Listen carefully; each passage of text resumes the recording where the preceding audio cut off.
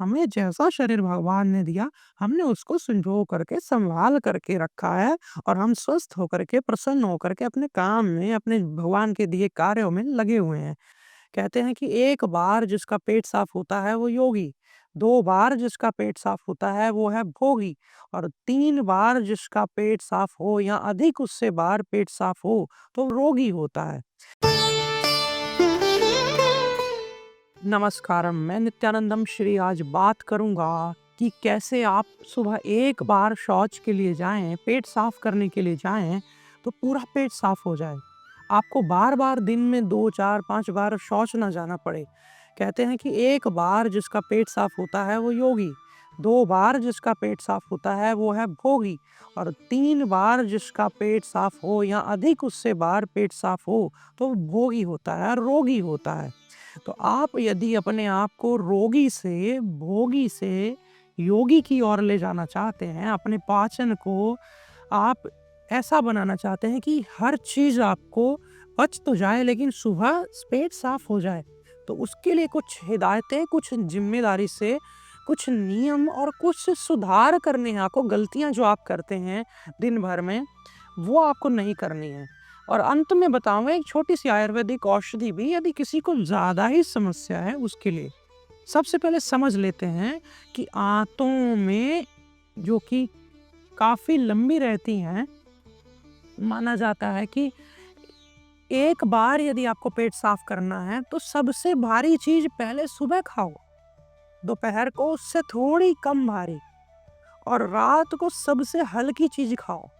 क्योंकि सबसे भारी चीज़ को ज़्यादा समय लगेगा पचने में, तो आपने सुबह खा ली तो वो अगली सुबह तक पेट साफ हो जाएगा, वो सबसे आगे उसका मल होगा आंतों में।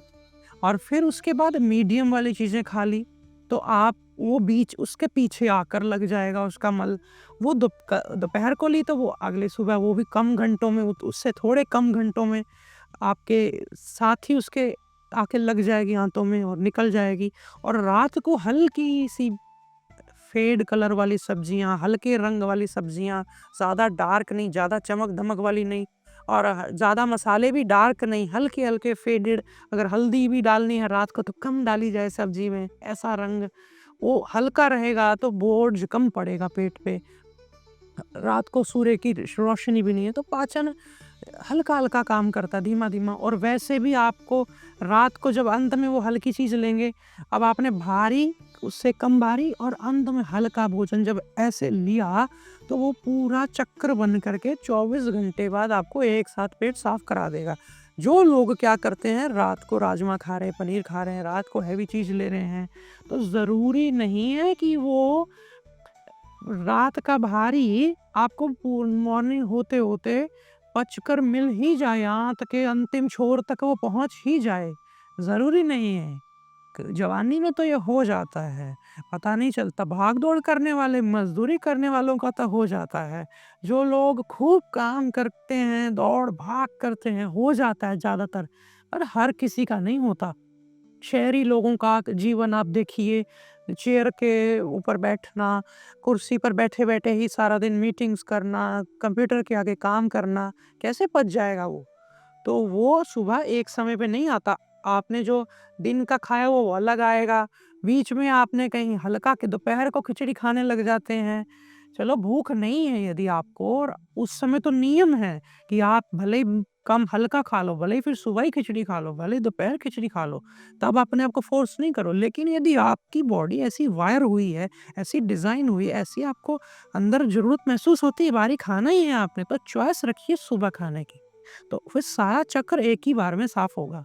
जो इसको क्रॉस करते, काटते हैं, इसको विरुद्ध लांघते हैं इस नियम को, फिर उनकी चीज़ें आंत में तो चेन ही बनती है ना। खाना पहले जो खाया आपने सुबह और वो आगे आंतों में मल बन रहा है जा करके, अंदर से रस निकलने के बाद, और जो आपने बाद में खाया दोपहर को या सांझ को, वो घूम करके आँत से थोड़ा जगह माँग के दूसरे जो पहले मल वहाँ जाके चिपका है आँतों से, उनसे जगह माँग के आगे थोड़ी चला जाएगा कि मैं पच चुका हूँ, मुझे रास्ता दो और मैं सबसे पहले जाकर ज़रा निकल जाऊँ, ऐसा नहीं है। तो ऐसे में फिर होता क्या है, ज़्यादातर मैं आपको बताता हूँ, कई बार पेट इकट्ठा साफ हो जाता है कोई लैक्सेटिव लेने से।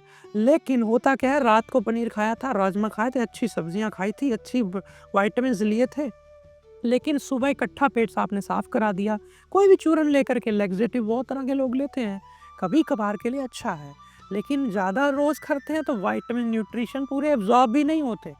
होगा क्या, एक ही बार में वो निकाल तो दिए सुबह, लेकिन आधे न्यूट्रिशन ले निकल गया, आधा उसके अंदर ही रहा।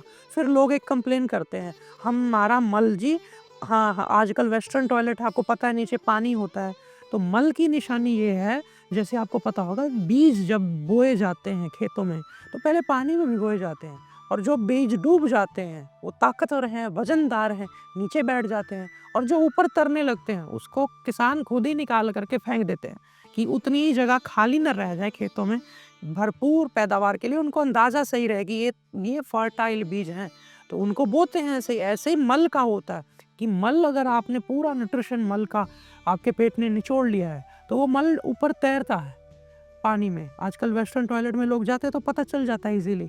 और जो मल नीचे डूब रहा है तो समझ लीजिए न्यूट्रिशन उसका काफ़ी अंदर है, वो भारी निकल गया आपके पेट से। तो ये चूक हो जाती, तभी लोगों को साथ में डॉक्टर फिर विटामिन की गोलियां, न्यूट्रिशन की गोलियां देते हैं। इससे बचें। और सुबह सबसे भारी लीजिए, सूर्य उदय के साथ हमारी ऊर्जा जगने लगती है, पाचन जगने लगता है। ब्रेकफास्ट बोलते हैं इसीलिए क्योंकि हमारा पाचन रात भर से रेस्ट लेने के बाद एक्टिव हो जाता है, बहुत तेज़ भूख होती है। फिर सुबह भारी, दोपहर को उससे कम भारी लें, और रात को सबसे हल्का भोजन लें। आप किसी भी आयु में हो, ये मेरा नियम पालन कर लो। और 40 साल के बाद अगर हो सके तो 3 टाइम की जगह 2 टाइम भोजन कर दो। और 60 साल के हो जाओ तो फिर एक ही टाइम करो भोजन। एक बार तो रात को अगर मन करे तो सूप ले लिया, खाली बिल्कुल ना रखा, गैस बनेगी। और सुबह हल्के फुल्के फल ले लिए। दोपहर को एक ही बार भोजन कर रहे हैं ऐसे वृद्ध लोग, बुजुर्ग लोग, तो बहुत सुंदर हो जाएगा, आपका पेट अच्छे से साफ होगा एक ही बार में। ये थी जानकारी आपके पेट को कैसे आपने एक समय पे साफ करना है, और वहाँ कचरा मल नहीं इकट्ठा होने देना, किसी प्रकार की गैस, अपच, इंडाइजेशन या ऐसी समस्याएं नहीं आने देनी। साथ ही साथ यदि बहुत ज़्यादा बार पेट साफ हो तो हमने बिल्वासव बनाया है आनंदम आयुर्वेद की ओर से। आप बिल्वासव को ऐसे ही जैसे ये लोहासव है मेरे पास पड़ा है, ऐसे ही बिल्वासव की बॉटल आती है। ये 5-6 महीने हम उसको फर्मेंट करते हैं अच्छे से। हालांकि आयुर्वेद कहता है कि 30-40 दिन फर्मेंट कम से कम करो, पर ज़्यादा करने में मनाही नहीं है। तो वो काफ़ी अच्छा हमने जो सब डॉक्टर भाई बहनों के लिए भी उपलब्ध कराया है, और जो लोग फर्स्ट एड के तौर पे भी यूज़ करना चाहें कभी कभी, बाकी डॉक्टर का परामर्श ले लें तो ज़्यादा अच्छा है। तो वो अपना पूछ लें अपने नज़दीकी वैद्य से, भाई साहब मैं डॉक्टर साहब मैं कैसे इसको लिया करूं। तो वैसे उसको खाने के बाद 3-4 चम्मच देते हैं बराबर पानी मिला के, 1 बार 2 बार दिन में, 3 बार मैक्सिमम। हमारा वो इतना तेज़ है कि अगर 4 चम्मच की जगह 2 चम्मच भी लो तो अच्छे से पेट को बांध देता है। मल जिनका बिखरा आता है, मल पतला सा आता है, मल पेंसिल जैसा आता है, वो सारा बांध देता है, एक टाइम पे साफ होता है। 2-4 दिन भी लें तो। और अगर ऐसे बिल्कुल लॉक नहीं लगाना तो आप चाहते हैं कि सिर्फ हाजमा ही तेज हो, तो फिर हमने तक्रासव भी बनाया है। वो भी खाने के बाद या खाने के बीच में 2-4 चम्मच ले लिया जाए पानी बराबर मिला के। तो दोनों ही बड़े सुंदर आपके लिए एक फर्स्ट एड के वो उत्पाद या आयुर्वेद के लिए वो प्रोडक्ट दवाएं कारगर हो सकती हैं। ये एक आपकी जानकारी के लिए बता दिया। फिर मिलूंगा एक नई वीडियो में एक नई जानकारी के साथ, ताकि हम अपने शरीर और अपने शरीर की क्रियाओं के प्रति सजग रहें, और हम उसी तरह से आहार व्यवहार जीवन अपना जिएं, ताकि हम कह सकें कि हमें जैसा शरीर भगवान ने दिया हमने उसको संजो करके संभाल करके रखा है, और हम स्वस्थ होकर के प्रसन्न होकर के अपने काम में, अपने भगवान के दिए कार्यों में लगे हुए हैं। आप सबके भीतर बैठे परमात्मा को नमन। फिर मिलूंगा, मैं नित्यानंदम श्री फिलहाल के लिए आपसे लेता हूँ विदा। नमस्कारम।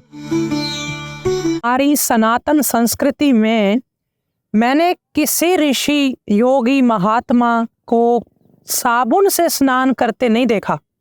वे हमेशा उबटन से स्नान किया करते थे।